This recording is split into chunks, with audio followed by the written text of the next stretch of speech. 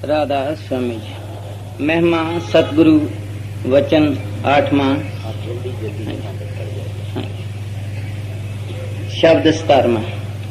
काल ने जगत अजब परमाया,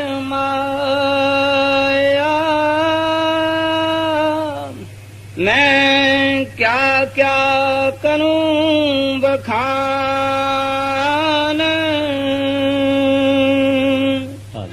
जो साधन बे पिछले युग के, सो कल युग में किए परमान।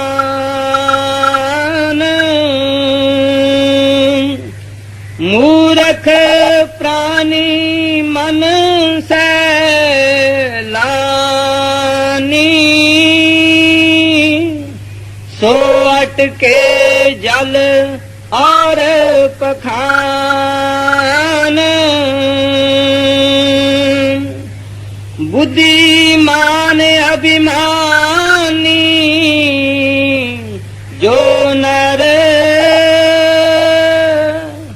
विद्या नार के हुए गुलाम। बाकी जीव बीच के जितने, ना मूर्ख ना अति बुद्धिमान।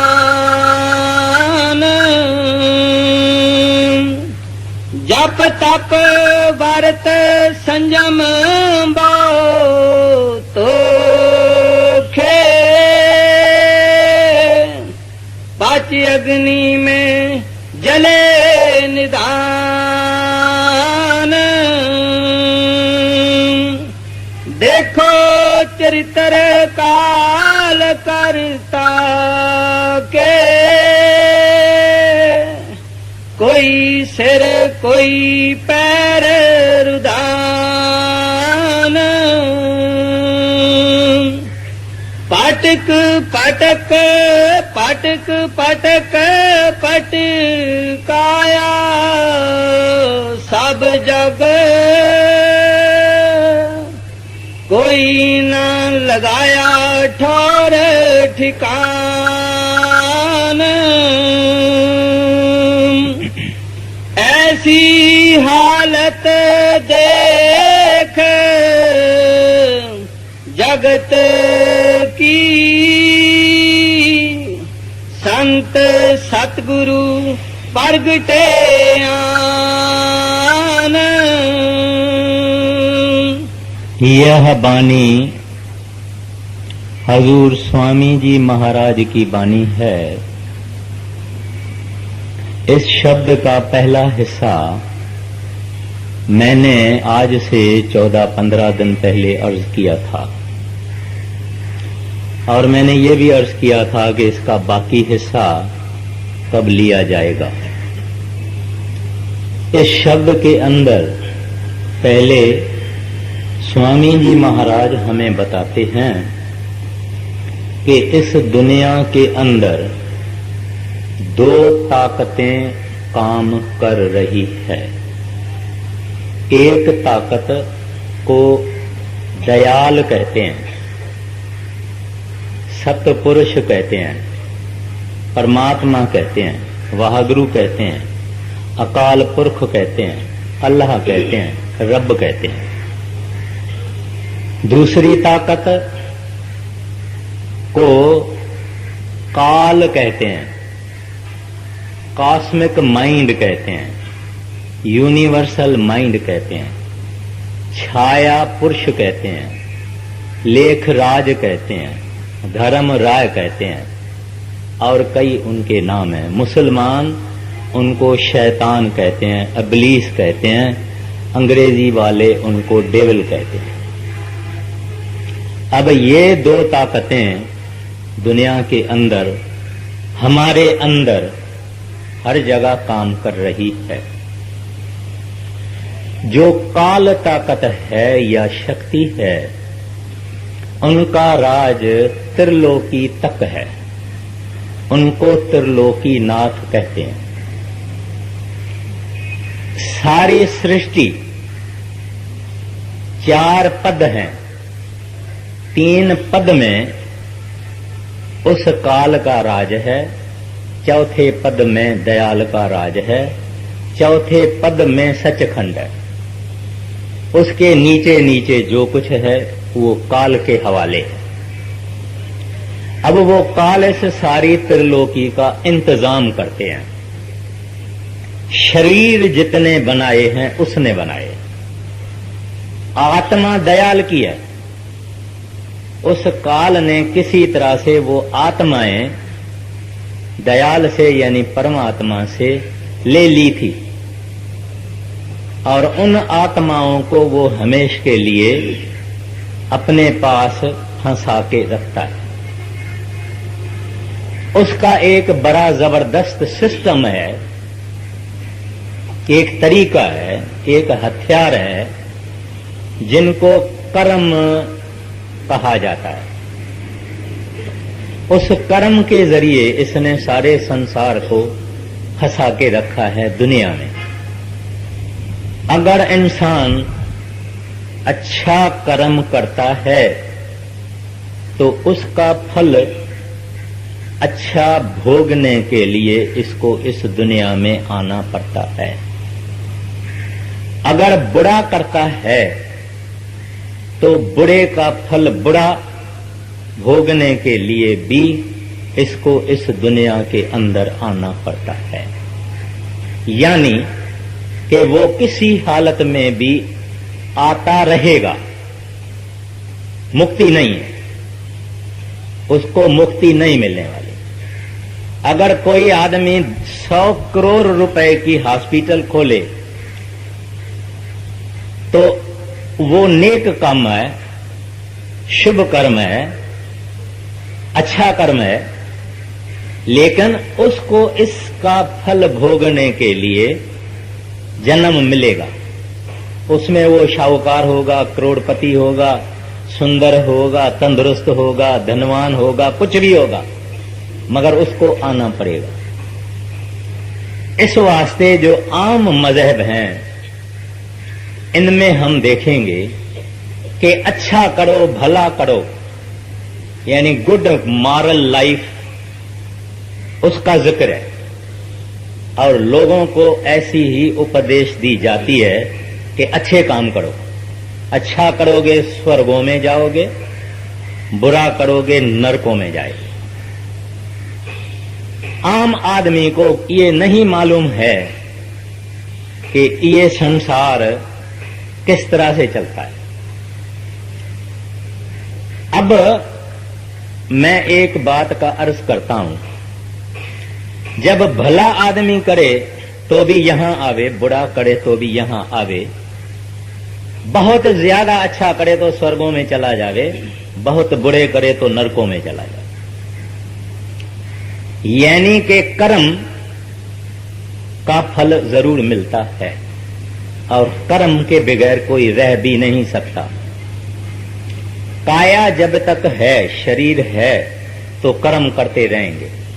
कोई काया कर्म के बगैर नहीं है।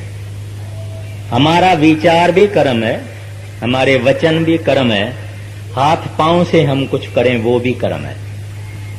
तो माना हर वक्त कर्म ही कर्म किए जाते हैं और उनका फल भोगने के लिए हम इस दुनिया में आते हैं।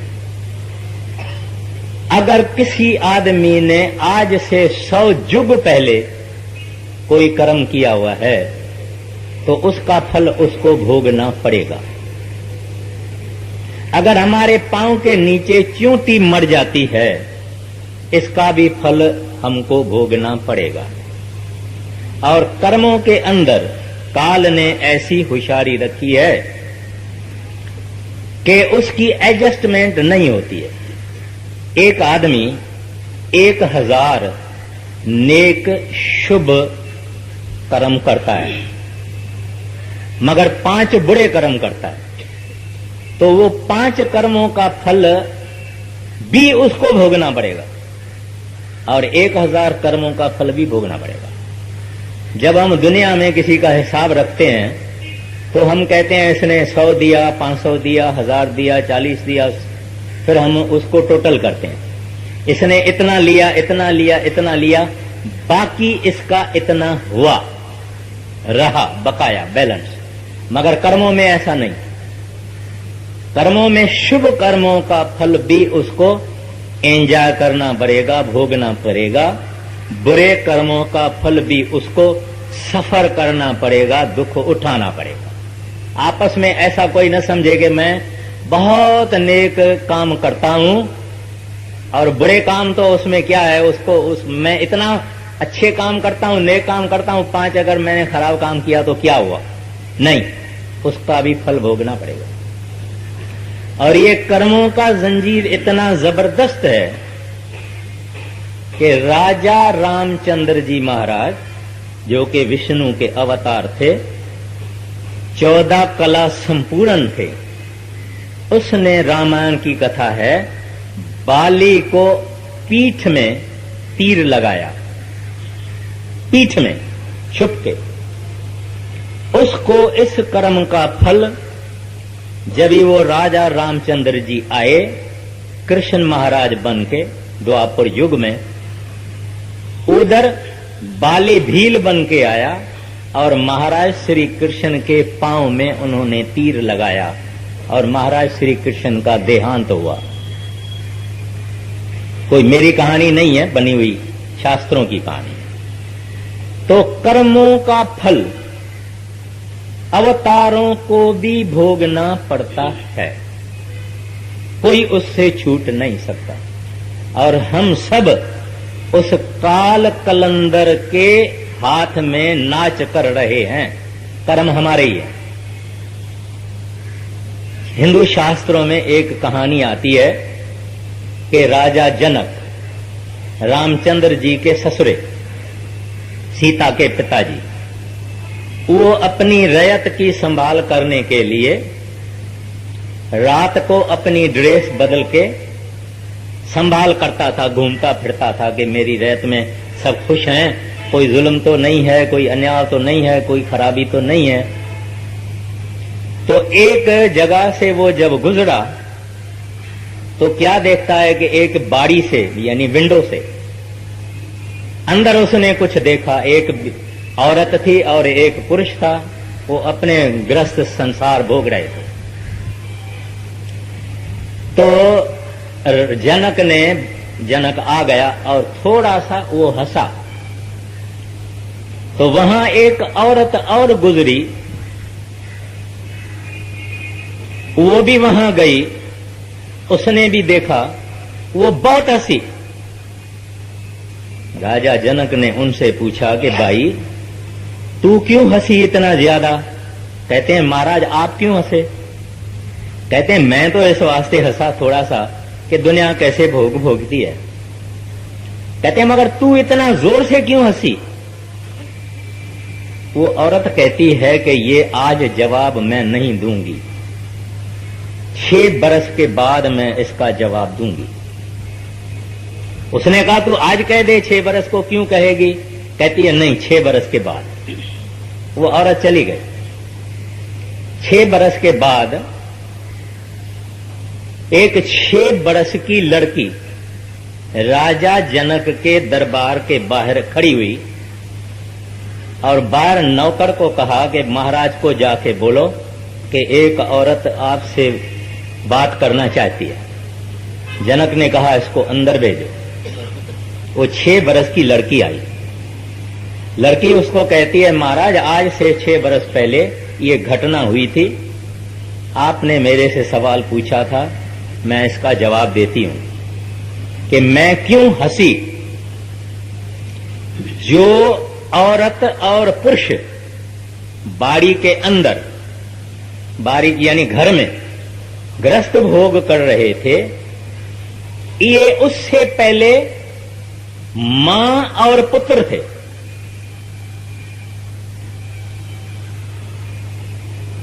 और मैं इस वास्ते हंसी कि देखो अगले गुजरे जन्म में ये मां और पुत्र है और इस जन्म में औरत और पुरुष है। इस वास्ते मैं हंसी।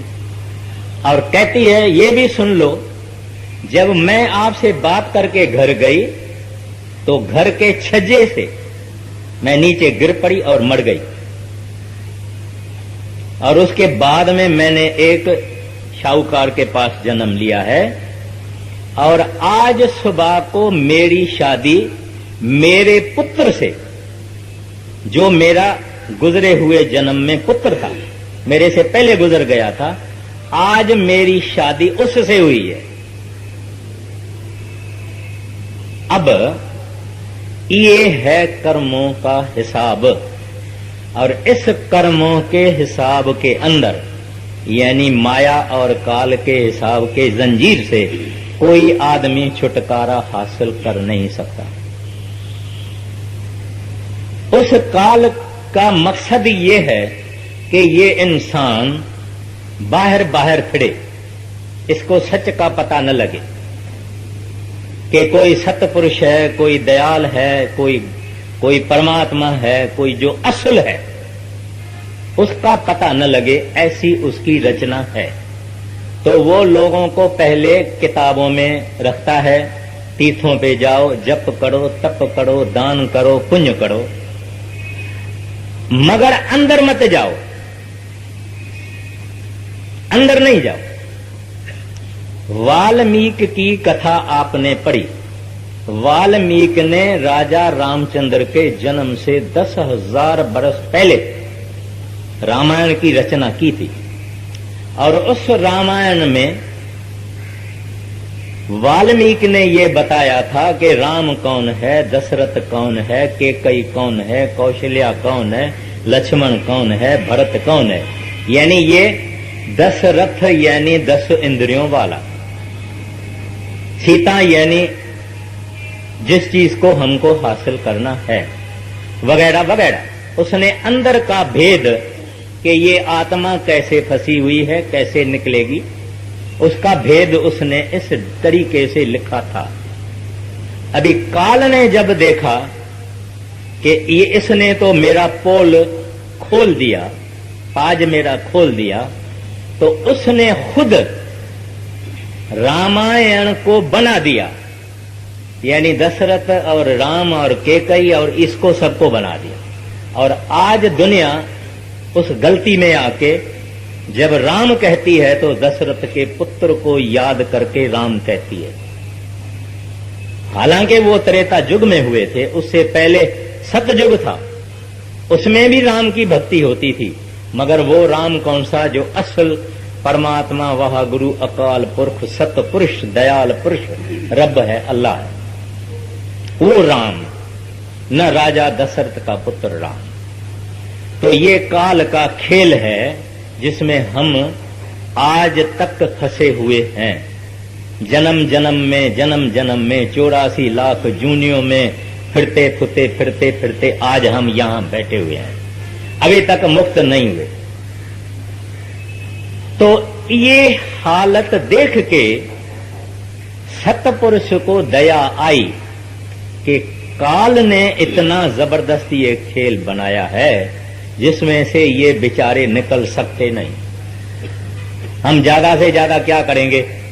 गीता पढ़ेंगे, भागवत पढ़ेंगे, जप साहब पढ़ेंगे, सुखमणि पढ़ेंगे, वेद पढ़ेंगे, शास्त्र पढ़ेंगे, कुरान पढ़ेंगे, बाइबल पढ़ेंगे। कुछ लोग पढ़ने में ही मुक्ति समझते हैं, अच्छा काम है, ठीक है, लेकिन मुक्ति एक और चीज से है, पढ़ने से नहीं, दान से नहीं, किसी चीज से नहीं। मुक्ति एक और चीज से है जिसका जिक्र आएगा। मगर जब उस सतपुरुष ने देखा कि ये मेरे जीव बहुत जबरदस्त तरीके से फंसे हुए हैं, और गुरु नानक साहब जी महाराज ने भी कहा, बाबा जग फाथा महाजाल, कहते ये बेचारे जबरदस्त जाल में फंसे हुए हैं। तो उन्होंने अपने पुत्रों को यानी संतों को इस दुनिया में भेजा। फरमाते हैं, ऐसी हालत देख जगत की संत सतगुरु प्रगटे आन। कहते हैं उन्होंने अपने संतों को, सतगुरुओं को इस संसार में भेजा, यानी ये सिलसिला भी चालू है। उधर काल की कारोबार भी चालू है और संतों का इस दुनिया के अंदर आना ये भी चालू है। पैरेलल चल रहा है सिलसिला। अभी जो संतों की शरण में चले जाते हैं वो तो इस चक्कर से बच जाते हैं, जो संतों की शरण में नहीं जाते वो इस चक्कर से नहीं निकल सकते हैं, क्योंकि बुरा करेगा आएगा, भला करेगा आएगा।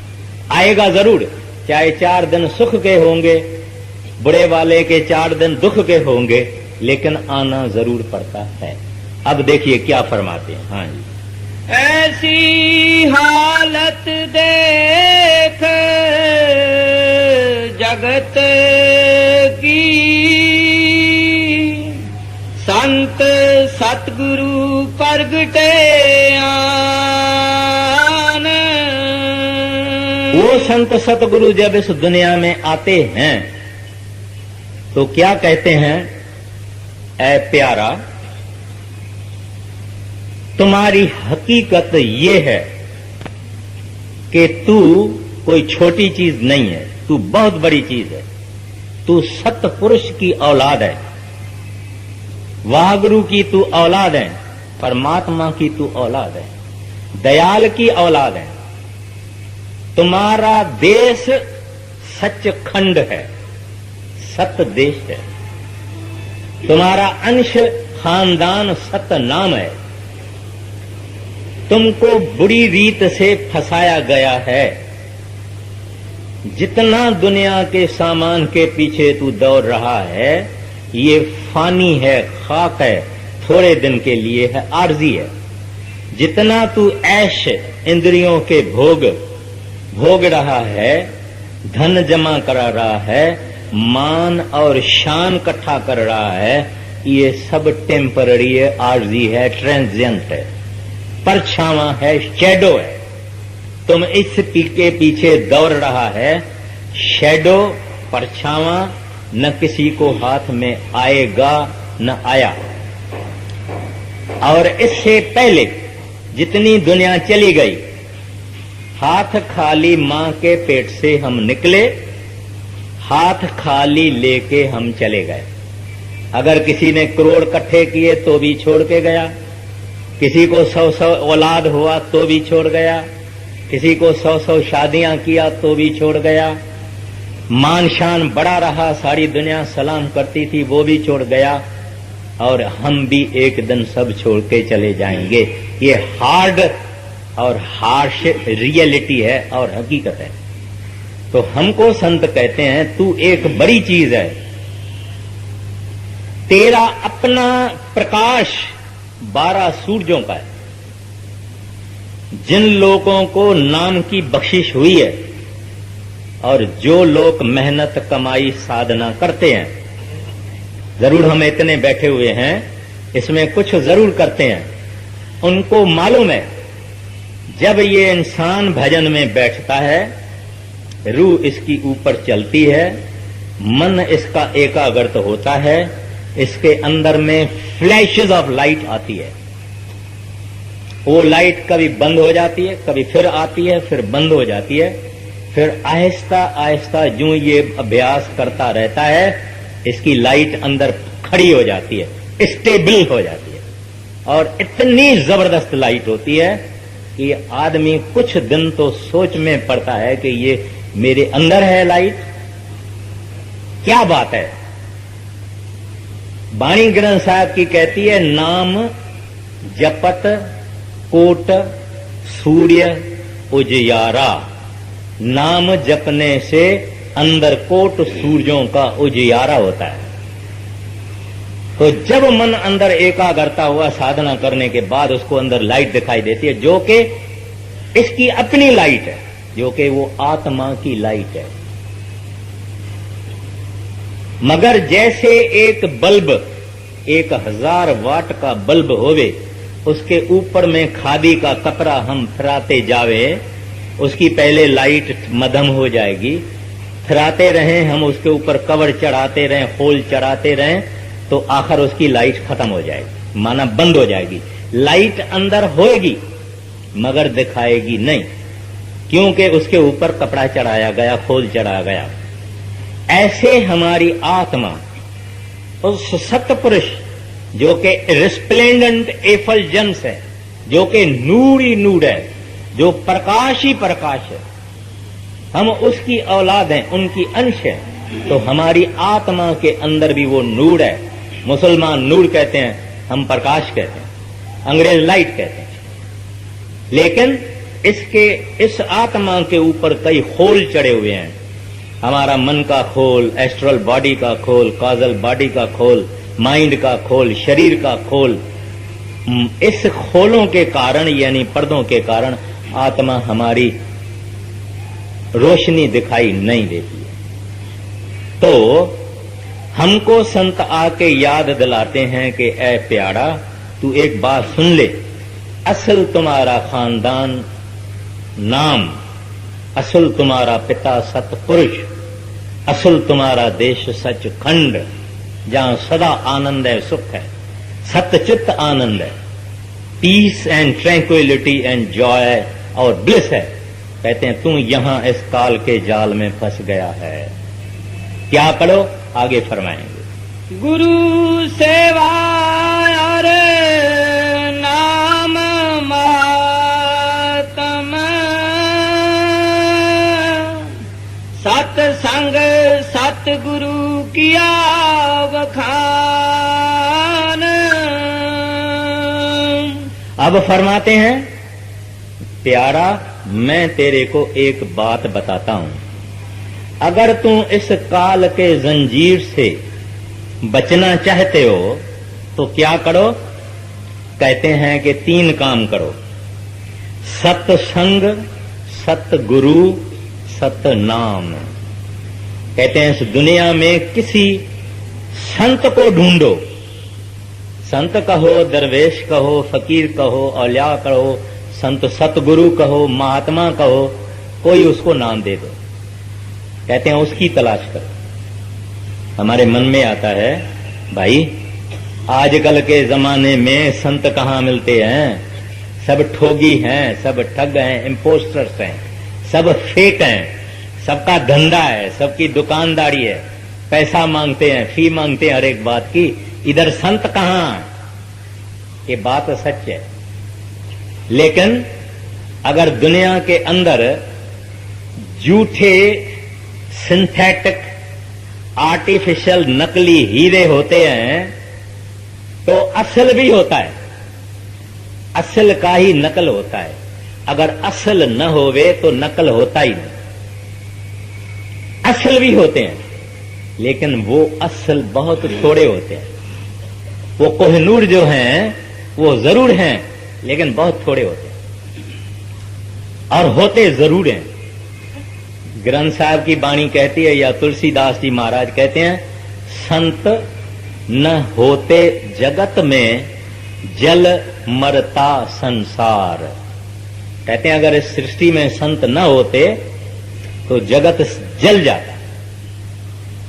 संत होते हैं, बहुत थोड़े होते हैं, और तकदीर वालों को मिलते हैं, और उससे ज्यादा तकदीर वालों का उसमें विश्वास होता है, और उससे ज्यादा तकदीर वाले उनसे नाम की बख्शिश हासिल करके और उसकी मेहनत और कमाई करते हैं, और जीते जी वाइल लिविंग उस नाम की कमाई करके और एक काल के जाल से निकल जाते हैं।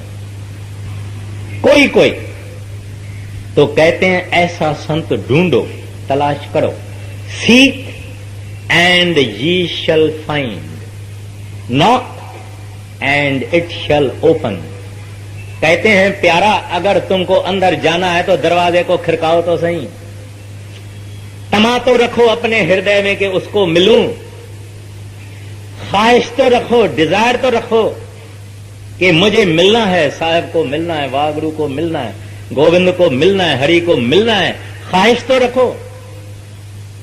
हम बाजार में जब जाते हैं कुछ चीज खरीदनी है तो खरीदने से पहले हम पहले मन में हमारे ख्वाहिश होती है कि ये खरीदूं। परमात्मा की ख्वाहिश तो रखो, ख्वाहिश रखो, और ये चाहना अंदर में रखो कि मुझे मिले, और उसका दरवाजा खिड़काओ। वो दरवाजा कहां है? यहां। हिमालय में किसी को परमात्मा नहीं मिला, तीर्थस्थानों पे किसी को नहीं मिला, समंदर के तलिए में नहीं मिला, पाताल में नहीं मिला। अगर किसी को मिला तो अपने अंदर में मिला। इस वास्ते बड़े बड़े फिलोसोफरों ने यही कहा है कि मैन नो दाय सेल्फ। बड़े बड़े फैलसूफ कहते हैं कि इस इंसान ने साइंस की बड़ी तरक्की की, चांद तक पहुंचे, पता नहीं कहां कहां तक पहुंचे, मगर अंदर नहीं गए, अंदर तलाश नहीं की, अंदर की रिसर्च नहीं की, अंदर की खोज नहीं की। ये बाहर जो कुछ है वो हमारे अंदर से पैदा होता है, कहते हैं, लेकिन वो उसके मूल में नहीं गया, जड़ में नहीं गया, हकीकत में नहीं गया। उसका फाउंटेन हेड जहां से सब कुछ निकलता है उस वहां तक ये गया ही नहीं, बाहर ही तलाश किया। तो हमको कहते हैं ऐसा संत सतगुरु तलाश करो। मुसलमान होवे कोई फिक्र नहीं करना, सिख होवे तो डरना नहीं, हिंदू होवे तो भी फिक्र नहीं, यहूदी जीसस जैसा होवे तो भी फिक्र नहीं, मौलाना रूम जैसा मुसलमान होवे कोई फिक्र नहीं। ये सब प्रभु के प्यारे हैं, वाहगुरु के प्यारे हैं। वाहगुरु का कोई मजहब नहीं, उस रब का कोई मजहब नहीं, उस गोविंद का कोई मजहब नहीं, और उसके प्यारों का कोई मजहब नहीं। ये मजहब तो इंसान ने बनाया। हिंदू के घर में जन्म हुआ तो हिंदू हो गया, मुसलमान के घर में जन्म हुआ तो मुसलमान हो गया, सिख के घर में जन्म हुआ तो सिख हो गया। और संत हमको ये कहते हैं, खबरदार, तुम्हारा मजहब नहीं चेंज करना, अपने मजहब में रहो। कारोबार अपनी मत छोड़ो, कारोबार में बैठे रहो, बाल बच्चों की परवरिश करो, धंधा करो, दुकानदारी करो, जो कुछ करना है करो, फकत उसकी तलाश करो, उसको मिलो, मिलने की चाहना रखो। फिर कहते हैं वो संत यहां आके सत्संग स्थापन करते हैं। सत्संग क्या है? जहां सत्य की बात होवे। सत्संग ओथे जानिए जिथे एको नाम बखानिए।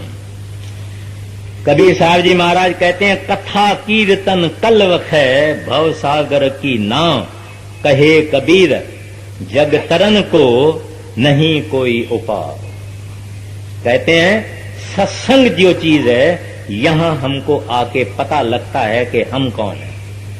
जैसे एक रूम है, अंधेरी रूम है, उसके अंदर हम अगर बड़ी टार्च ऐसे लाइट फेंकेंगे तो उस टार्च के लाइट के अंदर हमको छोटे छोटे छोटे मैल जरे जरे जरे जरे दिखाई देते हैं, गंदगी के, डस्ट के। वैसे डस्ट है, ये मट्टी है, हमेशा, लेकिन दिखती नहीं। जब एक लाइट फेंकी जाती है तो उस लाइट के बीम में वो मट्टी दिखाई देती है कि इतनी मट्टी यहां है। ऐसे संतों के सत्संग में जाने से इंसान को पता लगता है कि मैं कौन हूं, मैं हूं क्या, मेरे अंदर कितने ऐब हैं, मेरे अंदर कितने अवगुण हैं, मेरी इतनी कमजोरियां हैं, इतने मेरी शॉर्ट कमिंग्स हैं, इतने अंदर मेरी बुराइयां हैं, इतने मेरे उमंग खराब हैं। इसको पता लगता है कि मैं नहीं हूं, मैं तो सचमुच नहीं हूं। अपने ऊपर शर्म आता है, क्योंकि ये अपने को वॉच करना सीखता है, अपने को ऑब्जर्व करता है, अपने को देखता है। दुनियादार अपने को नहीं देखता है, दुनियादार दूसरे को देखता है। अरे वो खराब है, वो बेईमान है, वो ब्लैक मार्केटियर है, वो ये है, उसको 2 औरतें हैं, इसको ये है, उसको ये है, उसको ये है। दुनियादार दूसरे के अवगुण देखता है। सत्संगी जो सत्संगी होवे, भजन अभ्यास करने वाला, वो अपना अवगुण देखता है, अपने पाप और गुनाह देखता है, उसका पछतावा करता है और प्रभु से माफी मांगता है और प्रभु को प्रार्थना करता है कि प्रभु मेरे ऊपर रहमत करना, दया करना, कृपा करना, दयालु कृपा करना। लेखे कब हूं न छूटिए, खिन खिन भूलन हार, बख्शण हाड़ा बख्श। आम इंसान ये काम नहीं करता। तो कहते हैं दूसरा सत्संग, तीसरा सतनाम। कहते हैं तुम कितने करोड़ें दुनिया के किताब पढ़ो, रात पढ़ो, दिन पढ़ो, सुबह पढ़ो। बड़े महाराज जी बोलते थे कि रावलपिंडी में एक सरदार पाठी था, भाई था। वो कहता था मेरे पिताजी ने, यानी उस पाठी के पिताजी ने 400 दफा गुरु ग्रंथ साहिब का पाठ यानी भोग किया है। भोग किया माना पूरा पढ़ा है। कहते हैं मैंने 300 पढ़ा है। महाराज जी ने पूछा फिर कोई अंदर प्रकाश हुआ? कहता है नहीं, नहीं, प्रकाश कुछ और चीज है। कहते हैं वो जो मुक्ति है, मुक्ति का मतलब है काल के चक्कर से निकलना, उसको मुक्ति कहा जाता है। स्वर्गों में जाना मुक्ति नहीं है, स्वर्ग भी एक जूनी है, वहां भी भोग भोग के खुशियां करके सब कुछ करके फिर आदमी वापस आएगा। मुक्ति का दरवाजा ये इंसानी जामा है, मनुष्य देही है, ह्यूमन बॉडी है, मनुष्य देही है। तो कहते हैं जब तुम्हारे को संत सतगुरु मिले, उसके सत्संग में जाओ, उसको समझो। तुम्हारे अंदर जितने शक हैं, शकूक हैं, डाउट्स हैं, क्वेश्चंस हैं, ये पूछो, तसल्ली करो। फिर जब तुम्हारे को इत्मीनान आ जावे, भरोसा आ जावे, यकीन आ जावे, फिर कहते हैं नाम लेके और उसमें लग जाओ। Then don't look here and there, look straight. कहते हैं नाम लेके उस नाम की कमाई करो, फिर इधर और उधर नहीं देखना। सवाल जितने पूछने हैं पहले पूछ ले, तहकीकात करनी है कर ले, मगर एक दफा नाम ले ले फिर तहकीकात बंद। फिर जैसा घोड़ा होता है ना, वो टांगे वाला घोड़े को इधर से खोपा लगाता है। वो खोपा काहे के वास्ते लगाता है कि ये न यहां देखे न वहां देखे, सीधा जावे और सीधा देखे। कहते हैं ऐसे देखे, एक सिमर एको सालाय, एक ही के गुण गाय। कहते हैं ऐसे आगे चलो, फिर इधर उधर देखने का सवाल है। तो हमको ये आके संत उपदेश देते हैं क्या? सतगुरु, सत्संग, सतनाम। आगे साधन तीन सारे उन बरने, और साधन सब थोथे मान। वेद शास्त्र और सिमरत प्राणा, पढ़ना इनका बिरथा जान। फरमाते हैं और अभ्यास के साधन, टेक्निक, यानी क्या करना है। संत मत में आके फकत किताब पढ़ने से कुछ नहीं होता, पढ़ने का काम नहीं है। पढ़ना या पढ़ाना या किसी को समझाना या तकरीर करना, ये कुछ नहीं है। करना, रहना, to become and to be transform. Bulleh Shah Punjab के मशहूर फकीर हो गए। जब इनायत शाह से उसने नाम लिया, कमाई की, अंदर रंग लग गया। स्वामी रामदास कहते हैं, क्या कहते हैं? कहते हैं कित जाइए रे घर लागो रंग। कहते हैं अभी कहां जाऊं, रंग लग गया। कित जाइए रे घर लागो रंग।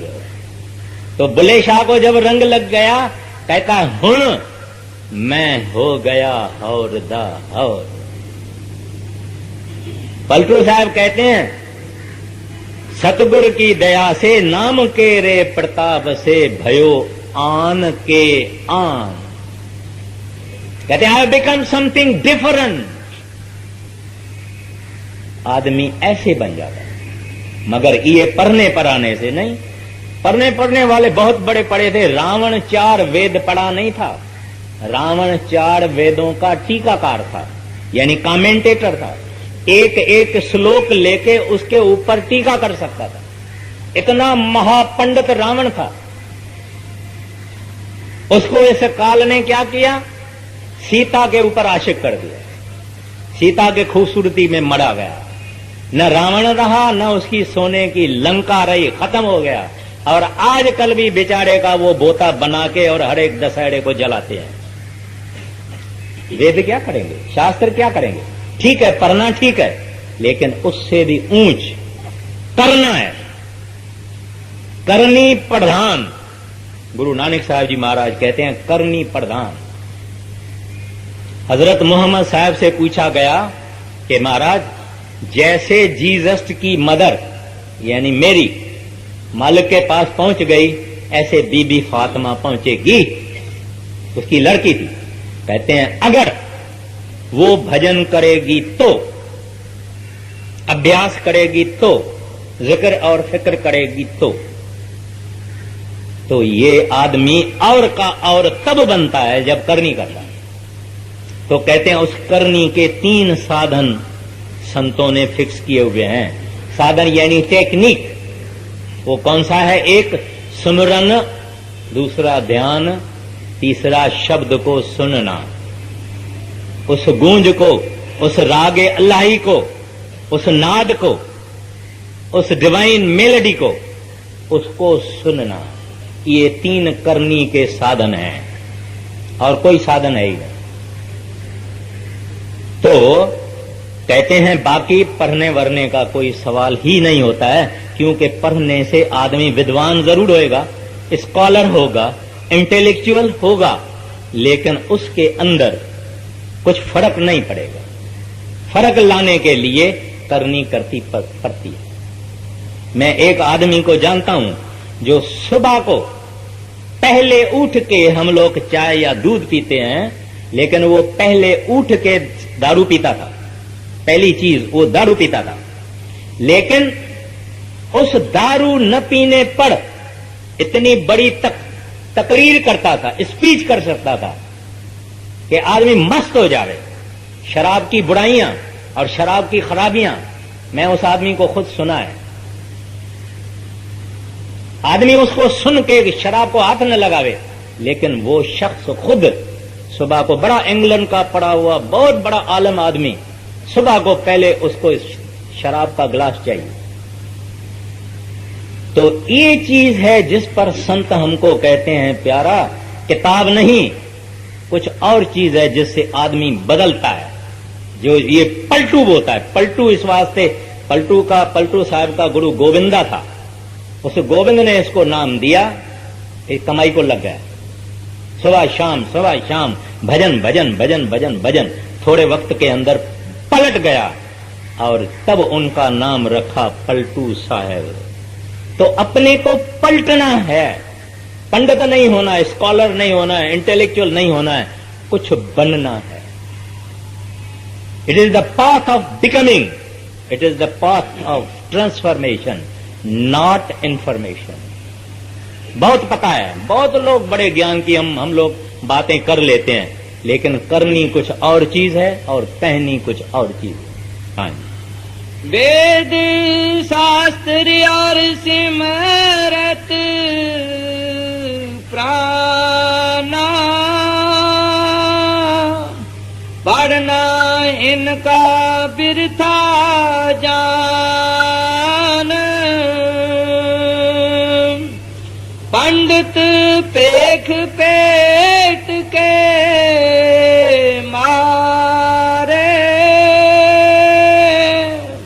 वे संतन पर करते तान। हित कर संत उन्हें समझावे, वे मानी नहीं नाम आन। अब फरमाते हैं कि जब संत जब आते हैं संसार में, पंडित और बेखी जिनका के काम है धंधा, उनका धंधा ही है, एक बात की फी है। कहते हैं वो संतन पर करते तान, कहते हैं संतों को ताना मारते हैं। जब जब आप तारीख पढ़ के देखिए, बायोग्राफीज पढ़ के देखिए, कहते हैं संतों को ताना मारते हैं। जब ज्ञानेश्वर और वगैरह पैदा हुए तो पंडितों ने कहा भाई ये तो नीचे जाति के आदमी हैं, ये भक्ति कर नहीं सकते। यानी भक्ति करना ये मोनोपली है, फकत बड़े बड़े जो जाति के हैं उसकी मोनोपली, ऐसा तो है नहीं। गुरु नानक साहब जी जब पैदा हुए तो एक गांव में पंचायत इकट्ठी हुई।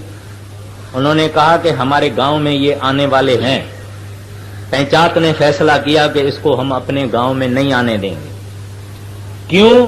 कि ये को रहा है, को माना खराब, खराब रास्ते पर लोगों को लगाता है। क्योंकि उस वक्त योगी थे, जोगी थे, हवन यज्ञ होते थे, जादू मंत्र होते थे, ब्लैक मैजिक होता था, तंत्र का ये सब होता था। उन्होंने कहा कि ये कौन है, ये क्या बता रहा है। और इस वास्ते संतों को हमेशा तकलीफ दी गई है। मंसूर को सूली चला गया, तेग बहादुर को दिल्ली के बीच के बाजार में उसका सिर काटा गया, गुरु अर्जन साहब को तत्ते तवे पे बिठाया गया और शमस तबरीज की जीते जी चमड़ी उतारी गई। इस तरह से कई लोगों को उन्होंने तकलीफ दी है। जो जो प्रभु के प्यारे, जीसस को सलीब पर चढ़ाया गया, क्रॉस पर चढ़ा गया। तो ये जो प्रीस्ट क्लास हैं, ये प्रीस्ट क्लास जब जब संत आते हैं तब इनके अंदर एक किस्म की क्रांति आ जाती है, बगावत हो जाती है। ये तो हमारा दुकानदारी बंद कर देगा, ये तो हमारा धंधा ही बंद कर देगा। इस वास्ते वो उन संतों की मुखालफत कहते हैं। लेकिन कहते हैं हित कर संत उन्हें समझावे। संत फिर भी उनको भी समझाते हैं कि भाई तुम इन चीजों को छोड़ो, तुम हकीकत को जानो। महाराज कबीर साहब के जमाने में एक बड़ा पंडित था, उसका नाम सरबाजीत था। सरबाजीत उसका टाइटल था। सर्ब यानी सब, जीत यानी सब को जीतने वाला। कोई हिंदुस्तान के अंदर ऐसा पंडित ज्ञानी नहीं था जिसने उससे हराया नहीं था। इस वास्ते उसको ये टाइटल मिला सरबाजीत। अब एक दिन मां को कहता है कि मां, अब तो कोई दुनिया में आदमी नहीं रहा कि जिसको मैं मेरे से हरावे। कहते हाँ पुत्र, अभी एक आदमी है जिसको तुमने नहीं जीता। कहते मां वो कौन है? कहते हैं कबीर। कहते हैं वो कबीर, वो जुलाहा तू कहती है? कहते हैं हाँ। कहते हैं वो तो अनपढ़ है, उसे मैं क्या जाके टक्कर खाऊंगा। कहते हैं मगर अनपढ़ जरूर है, मगर बहुत ज्ञानी है, बहुत पढ़ा हुआ है, तुम उससे मुकाबला नहीं कर सकते। कहते हैं मैं करता हूं। एक बैलगाड़ी किताबों की, शास्त्रों की सब लेके कबीर साहब के घर गया। कबीर को कहता है कि मैं सब पुस्तक लेके आया हूं, आओ मेरे साथ शास्त्र अर्थ करो। कबीर ने कहा भाई मैं तो संस्कृत भी नहीं जानता हूं, मैं तो कुछ मुकाबला नहीं करता हूं। कहते हैं तो हार मानी? कहते हाँ। कहते हैं लिख दे। मेरी मां नहीं मानेगी, लिख दे इधर। कबीर ने कहा ये लिख भी मैं नहीं जानता हूं, तू लिख दे, मैं दस्तखत करता हूं। उसने लिखा, कबीर ने हारा, सरबाजीत ने जीता। ऐसा उसने खुद लिखा, सरबाजीत ने, और कबीर ने उसके नीचे अपना अंगूठा लगा दिया। वो घर आया, मां को कहता है मां उसको भी मैंने जीता, देख ये उसने लिख के दे दिया। कहती है पढ़। उसमें लिखा हुआ सरबाजीत ने हारा और कबीर ने जीता। मां ने कहा ये क्या है? कहता है मेरे से भूल हो गई, मैंने लिखा है। मम्मा अम्मा मैंने लिखा है। कहते हैं अगर जाओ। फिर गया, फिर इसी तरह से लिख के लेके आए। 3 बारी इसने ऐसा किया। फिर मां को कहता है मां ये क्या बात है? कहते हैं पुत्र ये सच्चा ज्ञानी है, तुम्हारा ज्ञान किताबों का है और सच्चा ज्ञान इसका है, तू उसकी जाके शरण ले। और उसने कबीर साहब की शरण ली। कबीर साहब ने उसको नाम की बख्शिश की, बड़ा हो गया वो कमाई वाला। तो कहने का मतलब ये है कि ये किताबों का बात नहीं है, पढ़ने का कोई सवाल नहीं है, यहां करने की बात है। संत फिर भी दुश्मनी किसी से नहीं रखेंगे। बड़े महाराज जी कहते हैं संतों के गर्दन पर छुड़ा रखो तो भी तुमको श्राप नहीं देंगे, क्योंकि वो बख्शंद है, क्योंकि वो माफ करने वाले हैं, क्योंकि वो गुनाहों को माफ करते हैं। वो आते ही बख्शिश लेके आते हैं। इस वास्ते गुरु नानक साहब जी महाराज उनको कहते हैं सद बख्शंद सदा मेहरबाना।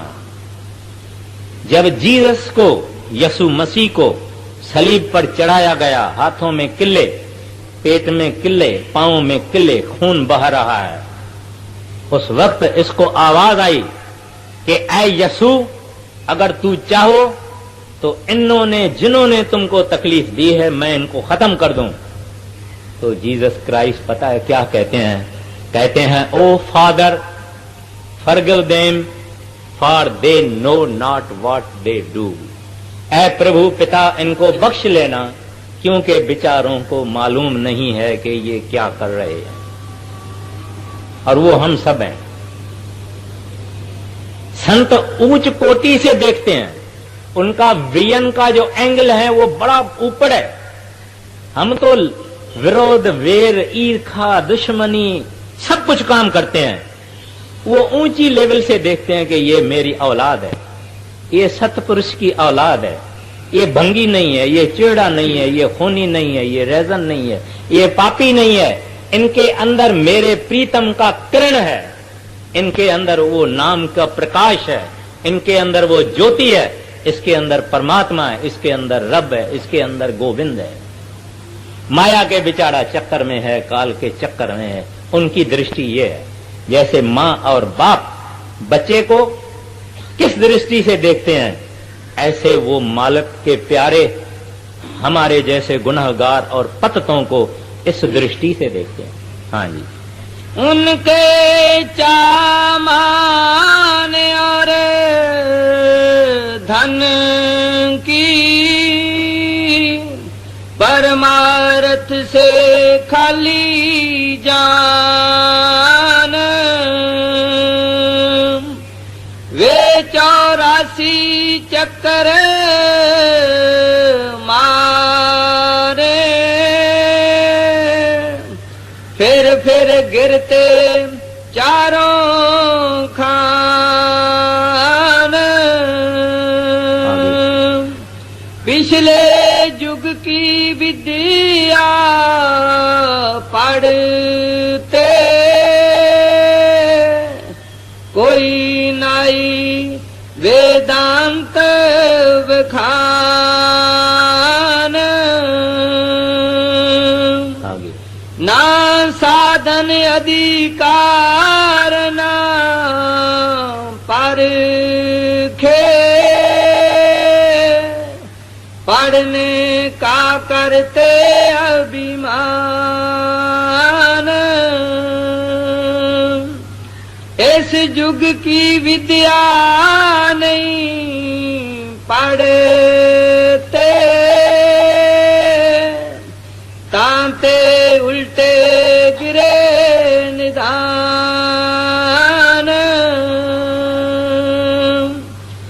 दीन गरीबी मत इस युग का, और गुरु भक्ति कर परमान। फरमाते हैं ये जो प्रीस्टली क्लास है इस युग की विद्या नहीं पढ़ते।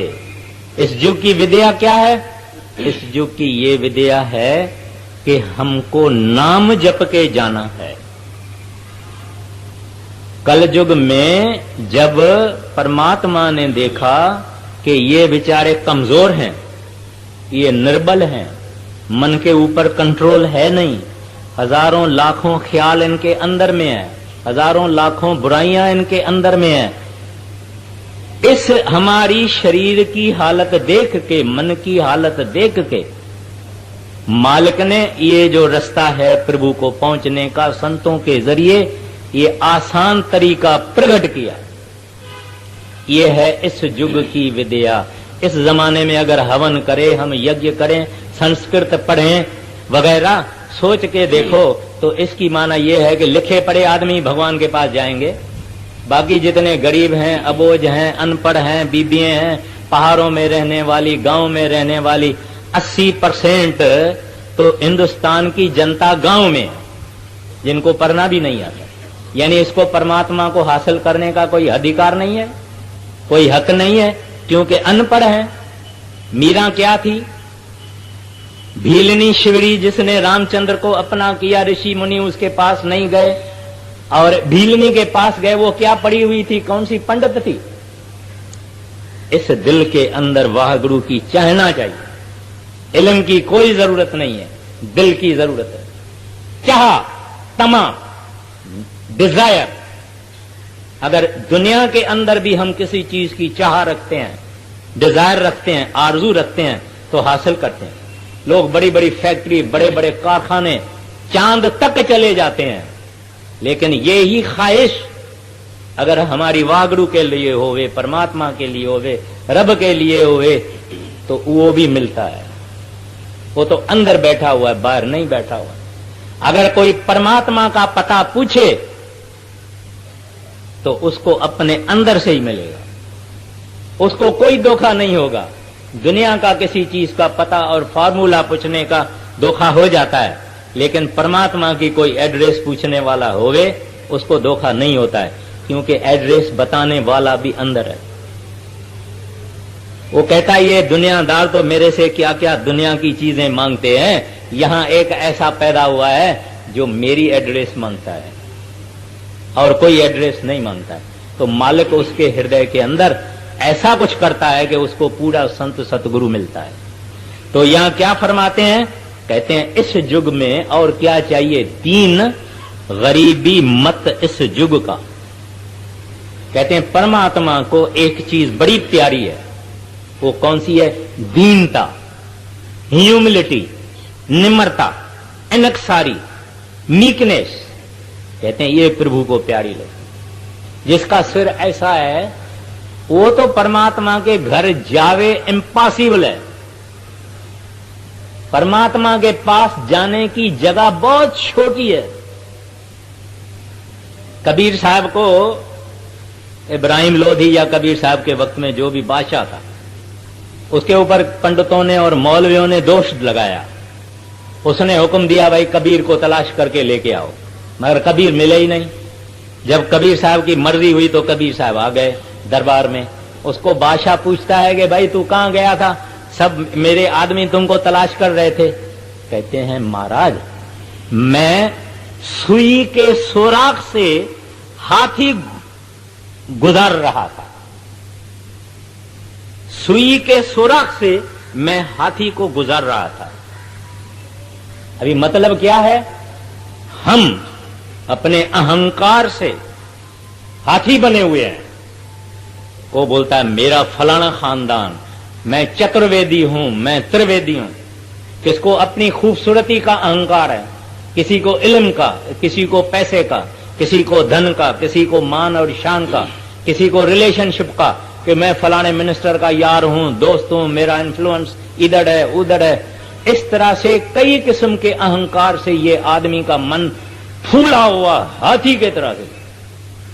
गुरु नानक साहब जी महाराज पहली पातशाही कहते हैं मन मैगल, मैगल माना हाथी, मन मैगल साकत माना बेवकूफ, मनमुख, मन मैगल साकत दीवाना।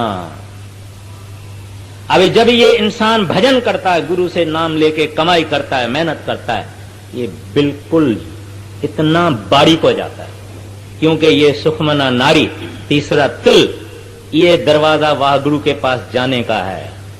और वो राई का 10वां हिस्सा है। राई माना मस्टर्ड सीड, उसका 10वां हिस्सा है ये। और हाथी ऐसा कहां से जाएगा? हमारे जैसा जिनको अहंकार है, हजारों चीजों का अहंकार है, नहीं जाएगा। जब ये भजन करेगा बारीक बनेगा, सूक्ष्म बनेगा, इतना बन के फिर जाएगा। तो जो ऐसा घमंड से चलते हैं, या धन का, या खूबसूरती का, या जवानी का, या इल्म का, उनके लिए परमात्मा का दरवाजा बड़ा तंग है, नहीं जा सकते। तो कहते हैं दीन गरीबी मत इस युग का, कहते हैं ऐ बंदा, अगर प्रभु की तलाश है, अगर यार की तलाश है, तो सिर नीचे रख, अपने को जीरो समझ, कुछ भी ना समझ। तू है क्या? अगर तेरे पास पैसा है, किसका दिया हुआ है?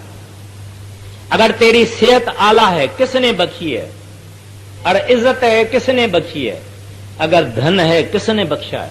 लाखों ऐसे लोग हैं, उनसे पूछो, बड़े बड़े जबरदस्त थे, बीमार पड़ जाते हैं, डॉक्टर बोलते हैं हम कुछ नहीं कर सकते। पैसा जब चला जाता है तब उनको होश आती है।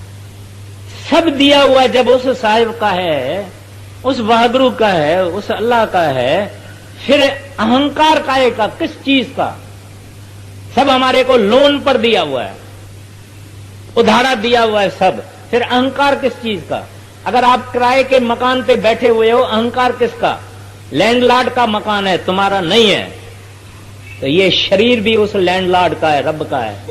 अहंकार काहे का? धन उसका है, अहंकार काहे का? कहता है इस वास्ते अंदर में अनकसारी रखो, दीनता रखो, नम्रता रखो। कहते हैं भगवान को ये बहुत प्यारी लगती है। क्यों प्यारी लगती है? क्योंकि भगवान के पास नम्रता है ही नहीं। हमको भी दुनिया में वही चीज प्यारी लगती है जो हमारे पास नहीं होती है। भगवान सब सब बड़े से बड़ा, अकबर, अकबर यानी बड़े से बड़ा, द ग्रेटेस्ट, वो भगवान निम्रता किसके पास करे? क्यों करे? इस वास्ते जो निम्रता करता है वो भगवान को प्यारा लगता है। और ये संत नम्रता हासिल कर सकते हैं। संतों की नम्रता सच्ची है, हम दुनियादार कर भी नहीं सकते। कहेंगे भी तो सुपरफिशियल, स्किन डीप, बाहर से हम कहेंगे भाई मैं तो कुछ भी नहीं हूं, भाई मैं तो संगत की जूती हूं, भाई मैं तो कुछ भी नहीं हूं, मैं तो पूछो ही नहीं, मैं तो दास हूं। लेकिन कोई और कह देवे उसको कि तू संगत की जूती है, तो देखो क्या उसका ख्याल हो जाता है। तो हमारी जो नम्रता है वो स्किन डीप है, सुपरफिशियल है। संतों की नम्रता सच्ची नम्रता है। इस वास्ते वो प्रभु को भाते हैं, प्यारे लगते हैं। कहते हैं जाओ जो करो मेरे को पसंद है, क्योंकि उन्होंने वाहगुरु को अपना आप अर्पण किया हुआ। सरदार बहादुर जी महाराज एक दफे बैठे हुए थे, लोगों ने बड़ी सराहना की। सरदार बहादुर जी बोलते हैं ये नहीं कहो, ये कुछ नहीं कहो, मुझे तो बड़े महाराज जी, जैसे खेत के अंदर एक डरावना होता है ना, अंग्रेजी में उसको स्केयर करो कहते हैं। लोग क्या करते हैं, एक लकड़ लगा के, एक टूटा फूटा खमीस डाल के, उसके ऊपर कुछ पगड़ी, कोई हैट, पुराना हैट कुछ लगा देते हैं, तो पंछी डर जाते हैं, खेत को खाते नहीं है। इसको डरावना कहा जाता है, अंग्रेजी में स्केयर करो कहा जाता है। खेती करने वाले को मालूम है। तो सरदार बहादुर जी बोले मैं तो एक डरावना हूं, मेरे को महाराज जी मुकर्रर कर गए हैं, जब चाहेंगे तब चल के उठ के चला जाऊंगा। सर बड़े महाराज जी कराची जा रहे थे, उस जमाने में एक ट्रेन डीरेल हो गई थी, तो महाराज जी प्लेटफॉर्म पर बैठे हुए थे। जब ट्रेन की गड़बड़ उतर जा रही तो बहुत लोग आए, आप संत हैं, महात्मा हैं, प्रभु हैं, परमात्मा है, भगवान है। महाराज जी ने कहा ये मत कहो, मैं तो एक तुम्हारे जैसा आदमी हूं, मगर तुम्हारे में भी 4 गुण होगा, मेरे में वो भी गुण नहीं है। और ये संतों की नम्रता कहते हैं। इस वास्ते इस दुनिया में नम्रता से रहो और गुरु भक्ति कर परमान। और कहते हैं जो संत उपदेश देते हैं उस उपदेश के अनुसार चलो। आगे ताते निर्मल नेह चले चित हुए, गगन चढ़ाओ शब्द निशान, सुरत शब्द मार्ग अंतर मुख, 5 शब्द का गहो ठिकान,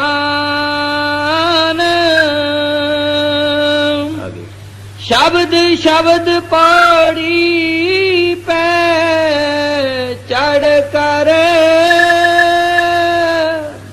पहुंचो सचखंड सतनाम। अब महाराज जी कहते हैं कि जब तुमको संतों ने नाम की बख्शिश की, तुम उसका जाप करो। मैंने आगे भी अर्ज किया है कि 5 बरस का बच्चा भी संतों के बख्शे हुए नाम का जप कर सकता है। क्या कहना है? जैसे कि स्कूल का बच्चा कहता है 1 2 3 4 5, 1 2 3 4 5, ऐसे बैठ के एक जगह एक चित्त से ये वो बख्शा हुआ नाम का जाप करे। उसका क्या फल होगा? हमारी टांगें खाली हो जाएगी। खाली माना चेतन सत्ता ऊपर चढ़ेगी, बाहें खाली हो जाएगी, कमर खाली हो जाएगी, पीठ खाली हो जाएगी, यहां तक आ जाएंगे। माना यहां तक खाली, यहां कुछ नहीं। कोई सुई भी लगाएगा तो दर्द नहीं, क्योंकि दर्द को एहसास करने वाली ताकत अभी नहीं है। सरदार बहादुर जी महाराज के जमाने की बात है,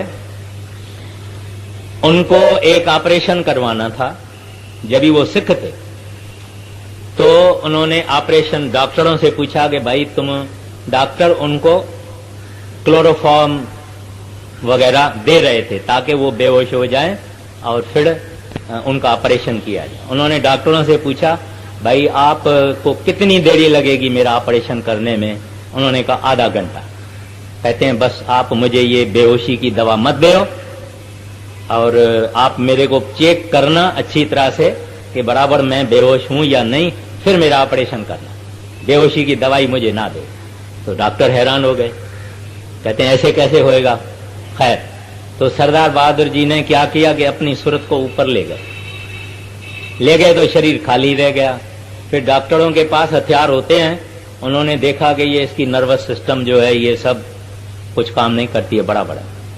उन्होंने ऑपरेशन किया बगैर बेहोशी की दवा से, लेकिन डॉक्टरों को 10 मिनट देरी हो गई। यानी डॉक्टरों ने कहा था आधा घंटा ऑपरेशन में लगेगा, लेकिन उनको आधा घंटा और 10 मिनट लगे। आधे घंटे बराबर वो अपनी सूरत नीचे लेके आए और 10 मिनट में बाकी जो सिलाई वगैरह हो रही थी वो उन्होंने की और वो दर्द वो सहा रहे थे। तो कहने का मतलब ये है कि ये सिलसिला संतों का है। उनके नाम जपने से हम अपनी मर्जी से शरीर खाली करके निकल जाते हैं और अपनी मर्जी से वापस आ जाते हैं, और कोई तकलीफ नहीं, कोई कष्ट नहीं, कोई खौफ नहीं, कुछ नहीं। और यही तरीका आद से था, है और होगा। इसको शास्त्र कहते हैं जड़ चेतन की गांठ खोलना। जड़ हमारा शरीर है, फिजिकल मटेरियल। चेतन है हमारी आत्मा, अंदर का जो कुछ है, इनको खोलना, ये सिमरन करने से हो जाता है। तो यहां महाराज जी कहते हैं जब तुम संतों से नाम लेते हैं उसकी कमाई करो, और एक एक सिमरन जो तुम कर रहे हो ये पौड़ी है, ये टप्पा है, ये स्टेप ऑफ द लैडर है। एक मंदिर होवे किसी बड़े पहाड़ पर और उसके लाख टप्पे होवे, यानी लाख पौड़ियां होवे, स्टेप्स होवे। अगर हमको उस मंदिर पे पहुंचना है, चढ़ना शुरू करेंगे तो एक दिन पहुंच जाएंगे। अगर चढ़ना ही नहीं शुरू करेंगे तो कैसे पहुंचेंगे? टप्पा टप्पा टप्पा टप्पा, पौड़ी पौड़ी पौड़ी पौड़ी पौड़ी, एक दिन हम देखेंगे कि लाख पौड़ियां हो गई। ऐसे जब ये सिमरन करेगा, करते करते करते करते करते करते पहुंच जाता है। वैसे है मुश्किल, लेकिन सतगुरु की रहमत से और इस आदमी की मेहनत से ये काम बनता है। इस वास्ते मेहनत जरूरी है। तो कहते हैं शब्द शब्द पौड़ी पे चढ़कर पहुंचो सच्चखंड सतनाम। कहते हैं तुम्हारा असल घर, योर ओरिजिनल होम, कहते हैं ये टप्पा टप्पा चढ़ के तू पहुंच जाएगा। मगर प्यारा शुरू करो, सुस्ती नहीं करो। आगे तांते पहले गुरु त्याग और काम सब पीछे जान, गुर की मूर्त हृदय बसा, चंदर चकोर प्रीत काट आन जब लग ऐसी प्रीत ना होवे तब लग साधन यही बखान गुरु भक्ति जब पूरन हो ले तब सुरत चढ़े अर्ध आसमान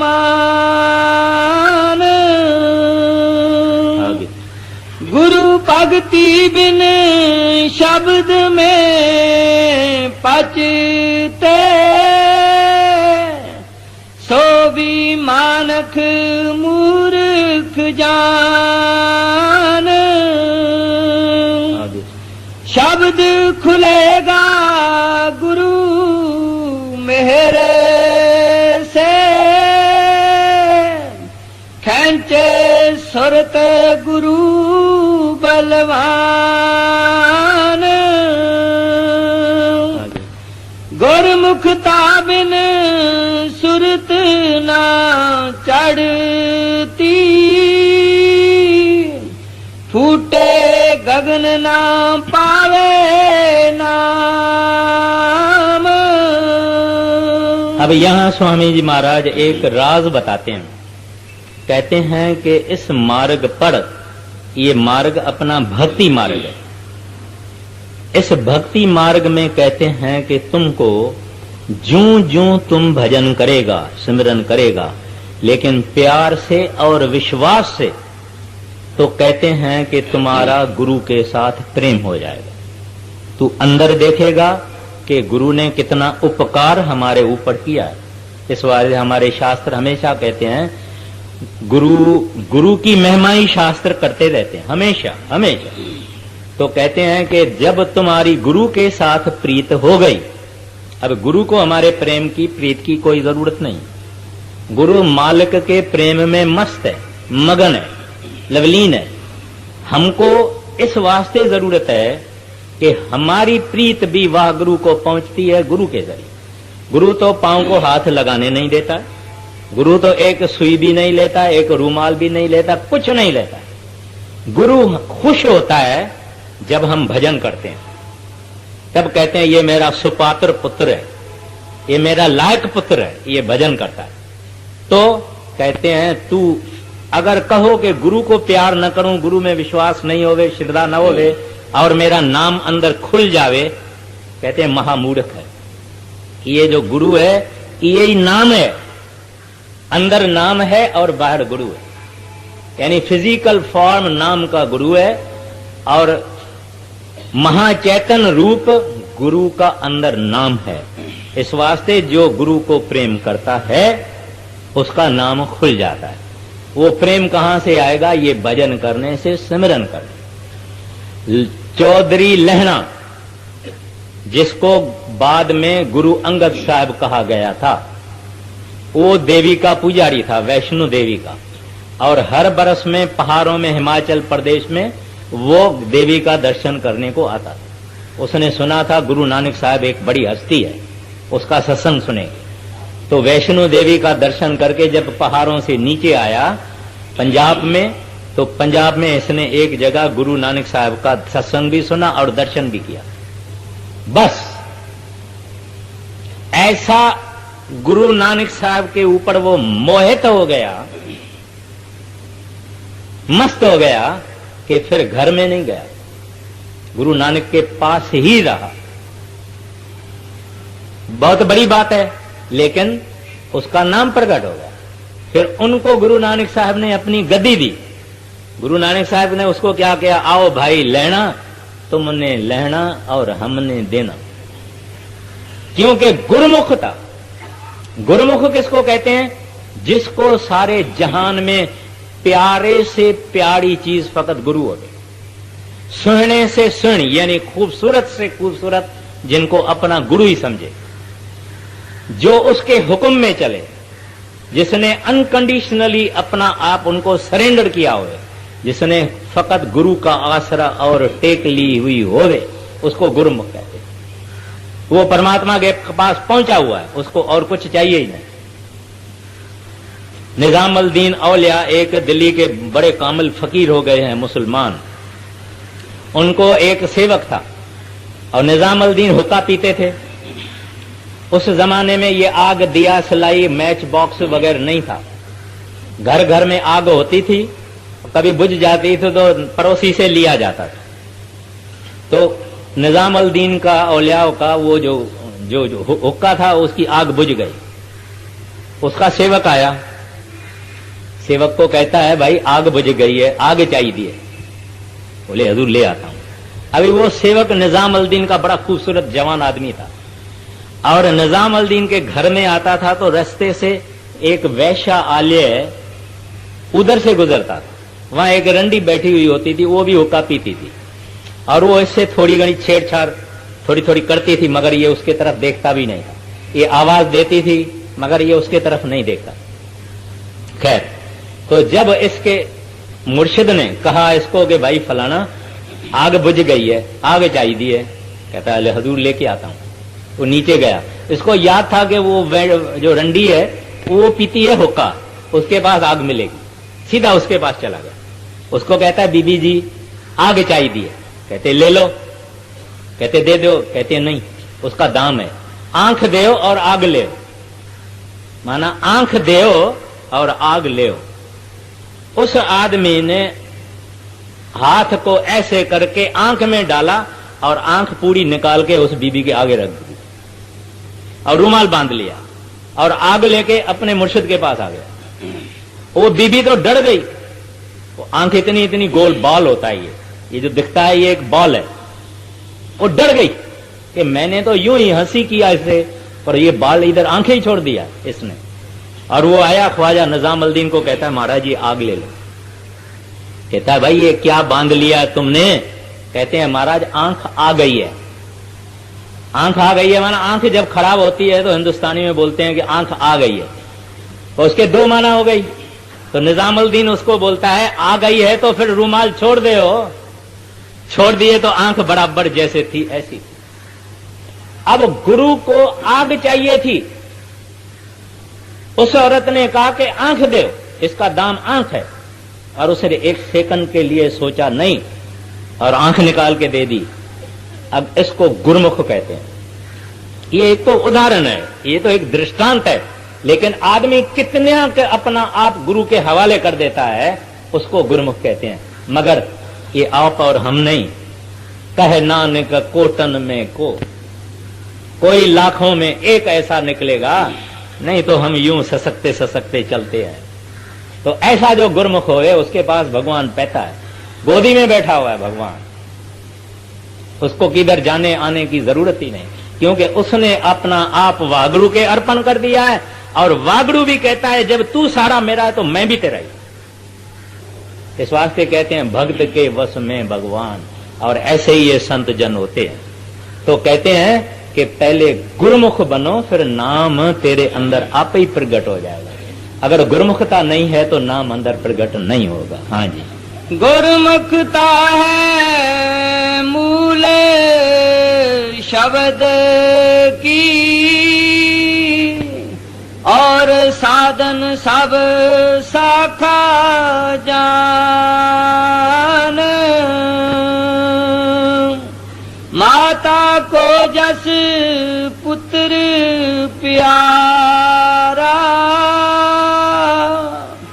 और कामी को कामन जान।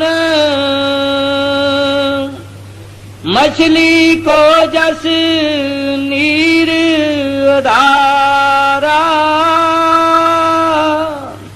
चात्रिक को जस स्वात समान। ऐसा गुरु प्यारा जब होगा तब कुछ आगे पंथ चलान। कहना था सो सब कह दीना, अब तू चाहे मान ना मान। यह आरत गुरमुख की गाई, गुरमुख होए सो करे परमान। राधा स्वामी भगत बताई, गुर भगति करो ये जान। फिर राधा स्वामी राधा स्वामी भगत बताई, गुर भगति करो ये जान। करो बिनती तो कर जोरी, अरज सुनो राधा स्वामी मोरी। सत्य पुरुष तुम सतगुरु दाता, सब जीवन के पिता और माता। दया धार अपना कर लीजिए, काल जाल से न्यारा कीजिए। सतयुग चेता द्वापर बीता, आहु न जानी शत की गीता।